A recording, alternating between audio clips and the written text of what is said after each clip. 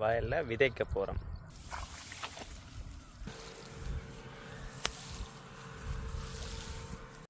வணக்கம். இன்றைக்கி நாங்கள் என்ன செய்ய போகிறோம்னா வயலில் விதைக்க போகிறோம். நீங்கள் கீழே என்ன வெட்டு சீசன் வெட்ட போகிறாங்க, பின்னுக்கு விளைஞ்சிட்டு என்ன விதைக்க போகிறான்னு சும்மா உளர்றான், சும்மா சொல்கிறான்னு இல்லை. இது முன்னோக்க செய்த வேறு தான். வெட்டுறதுக்கு ஒரு கிழமைக்கு முதல்ல 2 கிழமை முதல்ல நாங்கள் எங்களோட தானியங்கண்டா உளுந்து, பயறு, அதுகள் நைதசனை பதியக்கூடிய தானிய வகைகள், மற்றது சணல், அப்படி கொஞ்சம் பயிரை வயலுக்கு எறிஞ்சிடணும். எறிஞ்சு விட்டால் நீங்கள் வெட்டி முடியாது இந்த ஈரழிப்பில் இருந்தால் அது முளைச்சி வந்து எங்களுக்கு ஒரு 40-45 நாளைக்கு பிறகு பசலையாக வரும். இப்போ நான் என்ன சணல் விதைக்க போகிறேன் வயலுக்கு. இது 1 ஏக்கருக்கு சணல்ண்டா நாங்கள் விதைக்கு எடுக்கிறோம்டா சணலை 20 to 25 கிலோ வேணும். நாங்கள் மற்றபடி பசலையாக வேணுமெண்டா எங்களுக்கு 10 to 15 கிலோ காணும் பசலை தேவைக்கு. நாங்கள் இப்படி இருக்கேக்க எரிஞ்சு விட்டு போயிடணும்.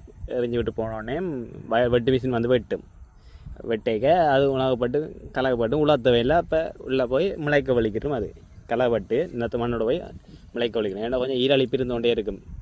இப்போ மழை சீசன் மாறி இருக்கபடியாக ஈரழிப்பு இந்த மாதிரி இருக்கும். அப்போ எல்லாம் முளைச்சி வரும். இது மாடு பாத காணிகளுக்கெல்லாம்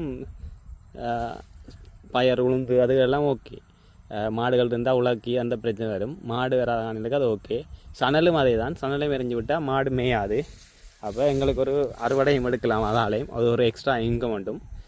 இல்லாட்டி எங்களுக்கு ஒரு அடுத்த முறை பசலை விலைகள்லாம் குறைக்கலாம். அதை 45 நாளைக்கு உழுவணும். உழுது விட்ட வேண்டாம், மடைக்கு உழுத வேண்டாம், பூக்க முதல் உழுத வேண்டாம். எங்களுக்கு நிலத்தில் நேசம் சக்தி அதிகமாகும்.